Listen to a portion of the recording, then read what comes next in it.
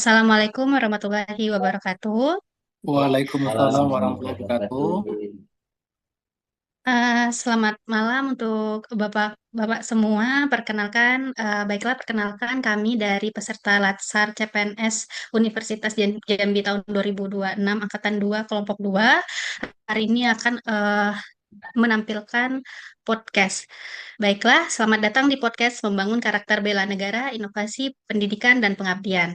Kenalkan, saya Dr. Widya Yuntifani, dan hari ini kita akan mengeksplorasi dan berbincang-bincang sedikit tentang bagaimana nilai-nilai dasar bela negara yang diterapkan dalam aksi nyata, inovasi pendidikan, dan pengabdian masyarakat. Bersama saya sudah hadir ketiga narasumber kita yang hebat-hebat sekaligus dosen di Universitas Jambi. Baiklah, saya akan perkenalkan satu-satu. Yang pertama ada narasumber kita yang pertama itu ada Bapak Dr. Bayu Indrawan, pakar teknologi lingkungan dan sirkular ekonomi. Narasumber kita yang kedua itu Bapak Dr. Noprival, ahli strategi pembelajaran bahasa dan teknologi pendidikan.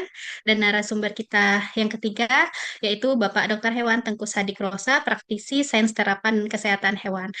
Selamat bergabung di podcast ini, Pak. Baik, sama-sama. Selamat datang Terima juga kasih, untuk Baik, Bapak-bapak di sini. terima kasih banyak Bu sudah diundang. Dokter Widya. Baiklah, mungkin kita akan mulai bincang sedikit di podcast ini ya, Pak ya. Pertama mungkin saya akan bertanya kepada Bapak Dr. Bayu, yaitu sekarang ini kan banyak orang yang berbicara tentang nasionalisme, tapi Bapak mengartikannya melalui inovasi teknologi. Nah, hal yang ingin saya tanyakan di podcast kali ini, itu bagaimana hal ini diterapkan dalam praktik sehari-hari sebagai dosen dan peneliti. Mungkin Bapak Baik, bisa menjawabnya, silakan Bapak. baik Dokter Widya. Bagi saya, cinta tanah air ini dapat diwujudkan melalui satu kontribusi nyata, yaitu misalnya contohnya kalau saya pribadi, saya coba mengembangkan teknologi ataupun riset-riset yang berbasiskan teknologi. Eh, Ekspertis saya di bidang pengolahan sampah, misalnya saya mengembangkan alat-alat pengolahan sampah yang ramah lingkungan, menggunakan sumber daya lokal dan juga teknologi inovatif. Nah, dengan cara ini kita bisa tidak hanya menjaga lingkungan, tetapi juga menunjukkan bahwa Indonesia ini mampu menciptakan solusi teknologi yang berdampak luas, baik itu di kampus maupun di tengah-tengah masyarakat. Begitu, Dokter Widya. Oke. Menarik sekali Bapak Dr. Bayu atas jawabannya. Mungkin sekarang kita akan ke narasumber kita yang kedua, yaitu Bapak Dr. Nofrival. Pertanyaan saya, bagaimana nilai cinta tanah air bisa ditanamkan melalui pendidikan di Universitas Jambi? Silakan Bapak. Baik, Dokter Widya. Ini pertanyaan bagus sekali ya. Cinta tanah air berarti membentuk generasi yang cerdas, kreatif, dan memiliki tanggung jawab sosial. Jadi cerdas saja tidak cukup ya, tapi harus memiliki tanggung jawab sosial ya sebagai anak bangsa ya yang mengaku mencintai tanah air, maka tanggung jawab sosial ini tidak bisa kita kesampingkan. Kemudian, dengan mengintegrasikan konten lokal dalam pembelajaran modern, maka mahasiswa belajar mengapresiasi budaya mereka sambil mengembangkan kemampuan berpikir kritis. Seperti contohnya saya ini adalah dosen di pendidikan bahasa Inggris, ya. Jadi cinta tanah air itu bagaimana kita mengapresiasi budaya lokal kita, walaupun bahasa Inggris itu adalah bahasa internasional, kita mempelajari bahasa internasional, tapi kita tidak melupakan budaya lokal kita. Maka kita bisa mengintegrasikan budaya lokal kita untuk pembelajaran bahasa Inggris. Seperti itu, Bu Dokter. Baiklah, jawabannya sangat bagus juga untuk Bapak Dr. Noprival. Mungkin yang sekarang kita akan ke narasumber kita yang ketiga, yaitu Bapak Dr. Hewan Tengku. Saya ingin bertanya kepada Bapak, mungkin di bidang sains terapan dan kesehatan masyarakat ini, cara bagaimana nilai ini bisa diwujudkan dalam pengabdian dan penelitian. Mungkin Bapak bisa menjelaskannya. Oke, terima kasih Dr. Widya memberikan kesempatan kepada saya. Untuk yang salah satunya wujud konkret dari cinta tanah air di dalam lingkungan dosen adalah melalui pelaksanaan penelitian yang berorientasi pada kebutuhan masyarakat. Penelitian dilakukan bertujuan untuk memenuhi kewajiban akademik, tetapi juga diarahkan untuk memberikan solusi atas berbagai permasalahan yang dihadapi masyarakat, baik bidang kesehatan, ekonomi, dan lingkungan, dan juga kesehatan. Sebagai contoh, penelitian mengenai pengendalian penyakit hewan memiliki peran dalam penting dan meningkatkan kualitas hidup masyarakat. Penyakit hewan tidak hanya berdampak kepada sektor peternakan, tetapi juga mempengaruhi kesehatan manusia dan melalui penularan zoonosis. Itu zoonosis pengertiannya adalah penyakit hewan dari hewan ke manusia atau sebaliknya. Oleh karena itu, upaya pengendalian penyakit hewan melalui penelitian dan sistematis dan berkelanjutan menjadi sangat relevan. Melalui penelitian tersebut, dosen dapat mengembangkan metode pencegahan, deteksi dini, serta penanganan penyakit yang secara efektif. Hasil penelitian kemudian dapat diterapkan langsung oleh masyarakat dalam program penyuluhan, pelatihan, dan pengabdian, dan juga pendampingan terhadap para peternak. Dampaknya, tingkat kesehatan hewan ternak meningkat, risiko penularan penyakit kepada manusia dapat ditekan, serta produktivitas peternakan dapat lebih optimal. Luar biasa sekali jawaban dari Bapak. Mungkin dari inovasi, pendidikan hingga sains terapan ini, cinta tanah air bisa diwujudkan dalam aksi yang nyata. Sekarang mungkin kita akan beralih ke nilai setia pada Pancasila dan rela berkorban ya Bapak. Oke. Baiklah, mungkin yang pertama saya akan bertanya kepada Bapak Dr. Nofrival. Di sini setia pada Pancasila itu kan bukan hanya sekedar teori, tetapi harus kita terapkan di dalam kehidupan kita sehari-hari.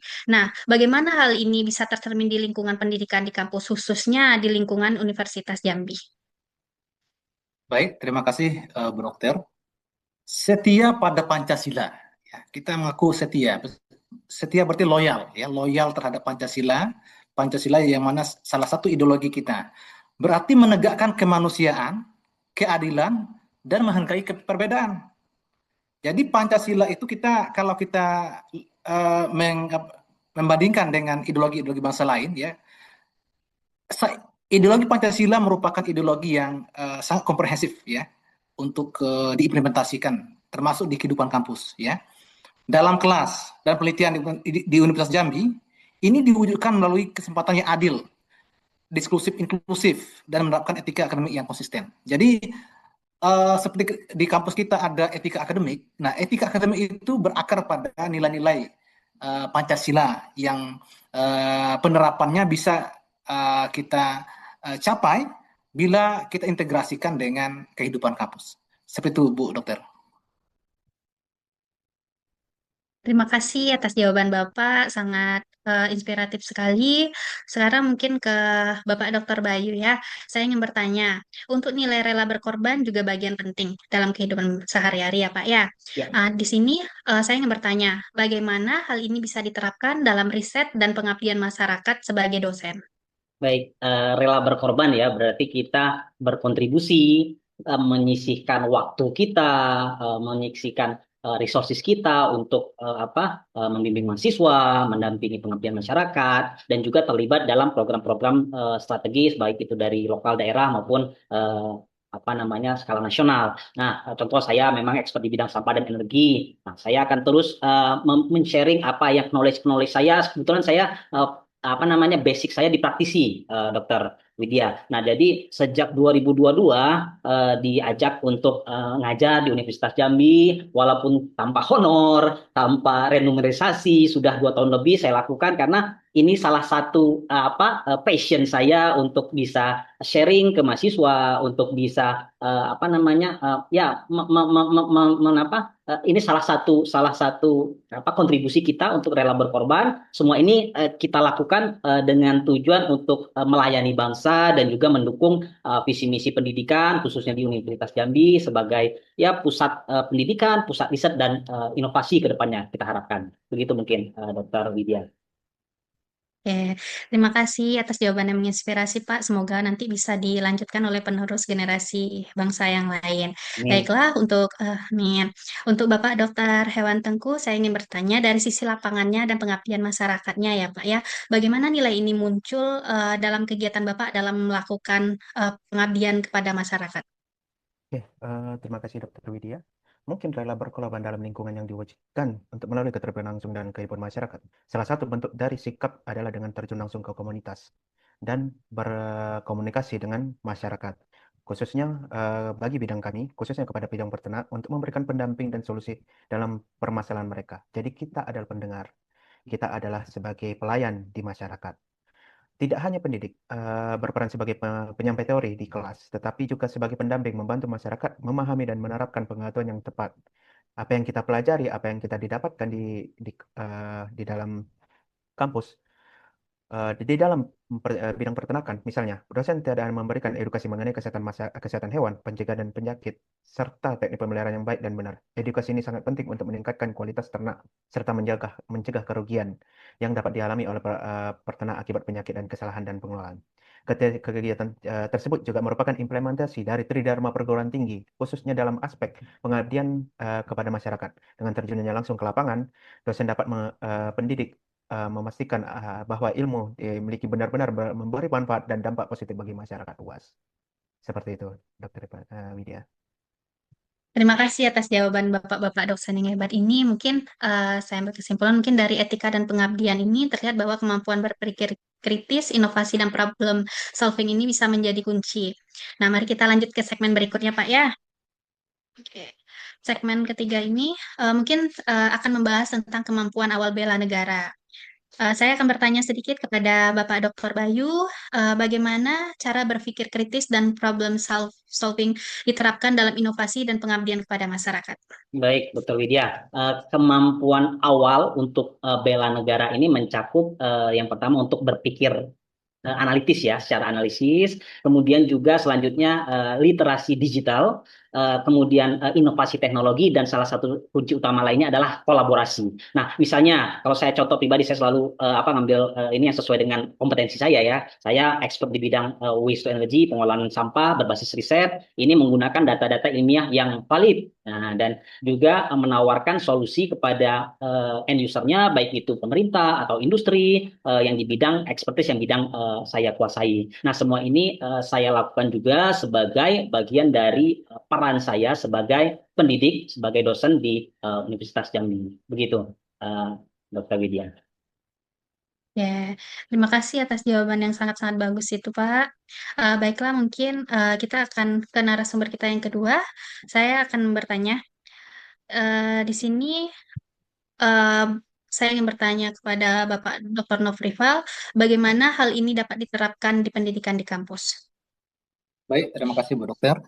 Jadi kalau kita bicara apa namanya kemampuan awal bela negara ya, kita memang tidak bisa mengesampingkan bagaimana mendorong mahasiswa ya berpikir kritis dan mendorong mereka dalam memecahkan masalah.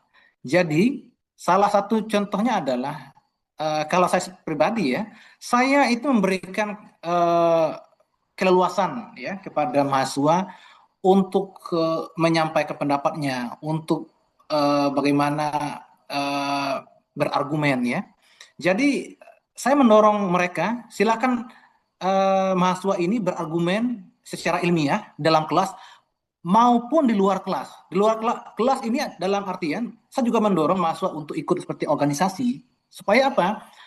Supaya mengintegrasikan ya pembelajaran di kelas dan ilmu di lapangan ya karena tidak cukup ya hanya ilmu di kelas saja tapi bagaimana mereka juga belajar memecahkan masalah nyata di masyarakat itu salah satunya adalah dengan mendorong mereka ikut seperti organisasi ya di Universitas Jambi seperti itu Bu Dokter. Terima kasih atas jawabannya, Pak. Baiklah, mungkin ke Bapak Dr. Hewan Tengku, saya ingin bertanya, dari segi perspektif sains terapan kesehatan masyarakatnya di kampus itu bagaimana, Pak?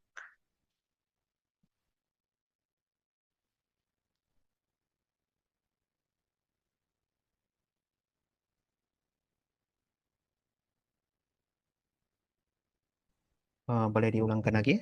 Mohon maaf, Dokter Widya. Baiklah, saya akan mengulangi pertanyaannya.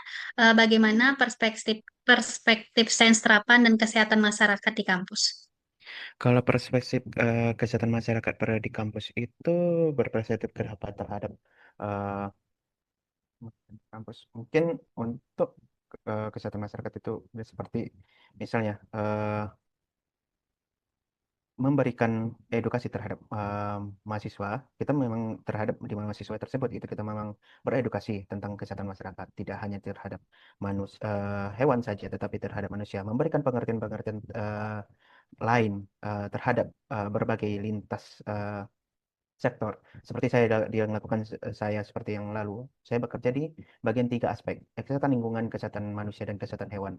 Jadi untuk penyerapan kesehatan masyarakat itu bertujuan untuk menjaga kesejahteraan dari eh, manusia. Eh, Mungkin seperti itu jawaban dari saya. Terima kasih kepada Bapak Dr. Hewan Tengku. Terima kasih juga kepada Bapak-Bapak dosen yang lain yang telah menjawab pertanyaan dari saya. Mungkin dengan cara berpikir kita yang kritis, inovasi, dan kolaborasi, mungkin nilai bela negara ini bisa kita wujudkan secara nyata dan berdampak luas, bukan hanya di kehidupan kampus, bisa juga di kehidupan sehari-hari kita. Baiklah, Bapak, kita akan melanjutkan ke pertanyaan selanjutnya. Eh, ini mungkin bukan pertanyaan yang seperti yang pertama, kedua, dan tiga tadi. Ini mungkin lebih ke kesimpulan dan penutupnya yang saya ingin ketahui dari Bapak-Bapak dosen. Nah, untuk Bapak Dokter Bayu, mungkin bisa memberikan pesan terakhir untuk penerapan nilai bela negara ini di kampus dan masyarakat itu bagaimana? Baik, Dokter Widya, penerapan nilai bela negara ya untuk di kampus dan masyarakat, mungkin singkat saja mulailah dari inovasi atau kontribusi yang konkret, yang nyata, yang dapat memberikan manfaat langsung bagi masyarakat dan bangsa, seperti di Kementerian Ristek Dikti, Dikti Saintek itu berdampak, yang punya implikasi, yang punya manfaat bagi masyarakat dan bangsa. Nah, dan juga dapat diimplementasikan secara global, secara luas, baik itu dalam riset maupun pengabdian masyarakat sebagai seorang pendidik, sebagai dosen di Universitas Jambi. Mungkin itu, Dr. Widya. Terima kasih. Terima kasih Bapak. Mungkin untuk Bapak Dr. Noprival bisa memberikan kesimpulan dan penutupan terakhirnya. Baik, Bu Dokter. Jadi sebagai penutup dari saya mengajak membangun generasi yang inklusif, kreatif, kritis, dan menghargai keberagaman. Artinya bagaimana membentuk karakter mahasiswa itu yang open minded ya, bukan local minded. Artinya pemikiran mereka terbuka, walaupun mereka apa namanya mencintai tanah air, tapi bukan berarti tidak terbuka dengan keberagaman yang ada, termasuk membuka diri secara internasional, yaitu melalui pendidikan dan kegiatan akademik di Universitas Jambi. Seperti itu, Bu Dokter. Ya, terima kasih Bapak Dr. Noprival. Mungkin Bapak Dr. Hewan Tengku bisa menyampaikan kesimpulan dan penutupan terakhirnya. Oke, terima kasih Dokter Widya. Tadi saya hampir lupa menyampaikan. Sebelum penutup, mungkin saya akan menyampaikan tentang kolaborasi mungkin. Akademisi berperan dalam menghasilkan penelitian dan inovasi berbagai ilmiah. Industri berkontribusi sebagai penerapan teknologi dan pengembangan produk. Sedangkan pemerintah memiliki peran dan penyusunan kebijakan dan regulasi, mendukung implementasi solusi di masyarakat. Ketiga unsur ini harus bekerja sama sinergi agar solusi dapat dihasilkan tidak hanya tepat secara teori, tetapi juga dapat diterapkan secara efektif di lapangan. Dan sebagai dosen, kita juga bisa memberikan contoh atau memberikan pendapat kita terhadap kebijakan yang ada sekarang untuk kepentingan manusia dan masyarakat. Gitu. Dan kesimpulannya, keterlibatan dalam kolaborasi lintas disiplin merupakan bagian dari tanggung jawab profesional sekaligus bentuk nyata dari bela negara.